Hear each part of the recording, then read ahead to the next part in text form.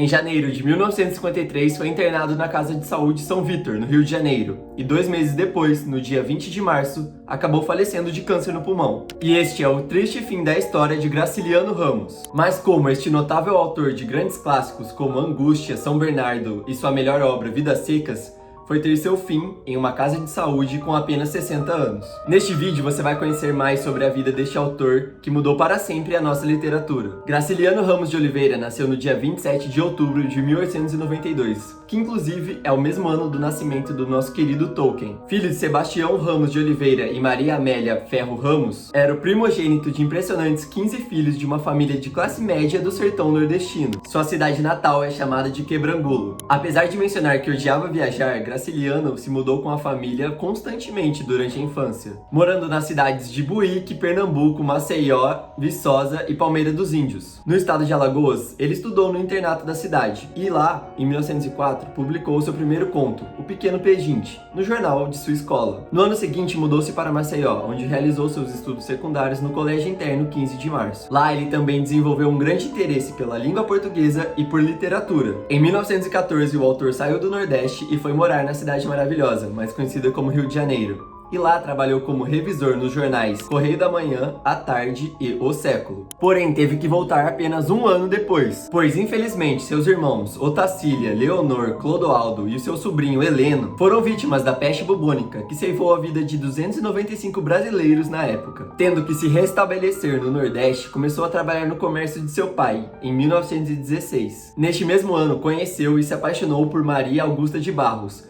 com quem casou-se e teve 4 filhos. 12 anos depois, Graciliano, com apenas 36 anos, é eleito prefeito da cidade Palmeira dos Índios. E já viúvo, ele casa com a sua segunda esposa, Heloísa de Medeiros, com quem teve mais 4 filhos. Apenas 2 anos depois, ele deixou a prefeitura e mudou-se para Maceió, quando assumiu a direção da imprensa oficial e da instrução pública do estado. Bom, para finalizar essa sessão do vídeo, eu vou mencionar algumas curiosidades que eu particularmente acho interessante, mas são totalmente inúteis.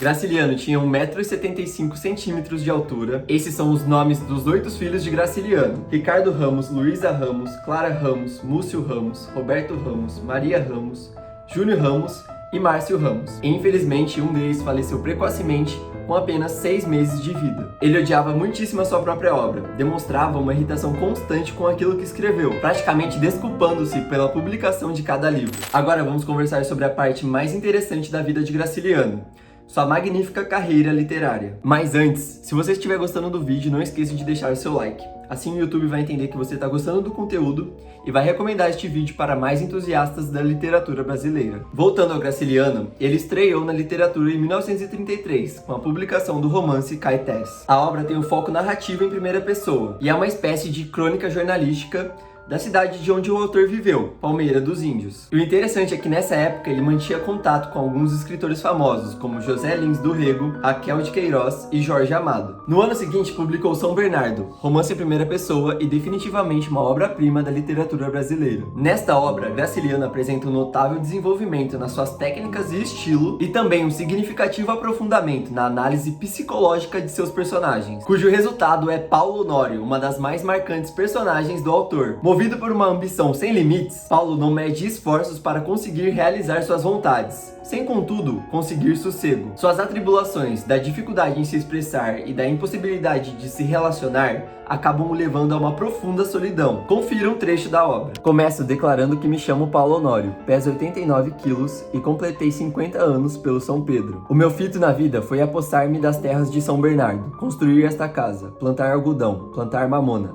levantar a serraria e o descaroçador, introduzir nestas brenhas a pomicultura e a avicultura, adquirir um rebanho bovino regular. Tudo isso é fácil quando está terminado e embira-se em 2 linhas, mas para o sujeito que vai começar, olhe os 4 cantos e não tem em que se pegue. As dificuldades são terríveis. E a nossa edição desta obra contém ensaios de Álvaro Lins, Lúcia Miguel Pereira, Otto Maria Carpo e Rodrigo Gurgel. 2 anos depois, em 1936, Graciliano Ramos publicou Angústia, um dos romances mais intensos e perturbadores da nossa literatura. A história é narrada por Luiz da Silva, um personagem central consumido por frustrações em um clima de agonia e dissolução psíquica que beira a neurose. E sua incapacidade de ter equilíbrio está profundamente ligada com a sua pobreza. É um livro frenético, daqueles que te prendem e te arrastam para dentro deste universo sombrio de Luiz. Muita gente compara Angústia a Crime e Castigo, e não sem razão. A narrativa realmente lembra a febre psicológica de Dostoiévski, com o protagonista mergulhado em lembranças e remorsos que o corroem. Luiz revisita o seu passado em um relato de memórias marcadas por tensões e desespero. Para adicionar ainda mais à sua experiência, o nosso exemplar contém ensaios de Álvaro Lins, Otto Maria Carpo e Ronald Robson. Essa obra tem um tom claustrofóbico, quase hipnótico, totalmente imerso na miséria. E não só metafórica, mas também literal,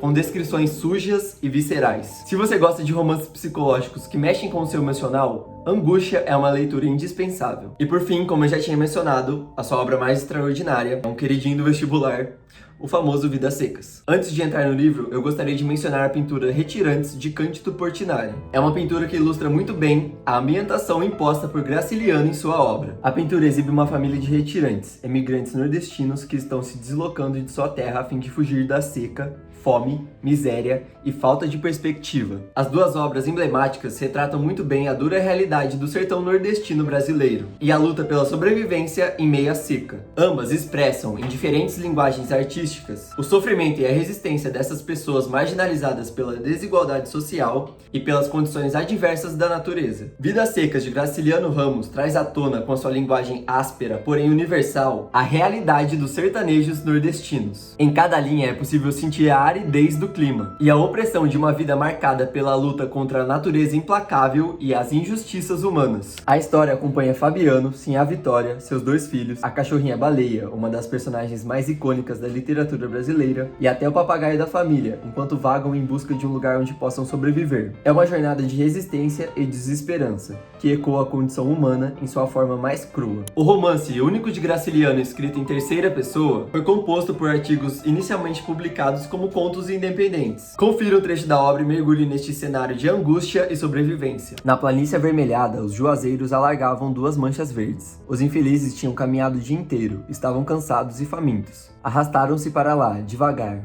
sem a Vitória com o filho mais novo, escanchado no quarto e o baú de folha na cabeça. Fabiano sombrio, cambaio, o aió a tiracolo, a cuia pendurada numa correia, presa ao cinturão, a espingarda de pederneira no ombro.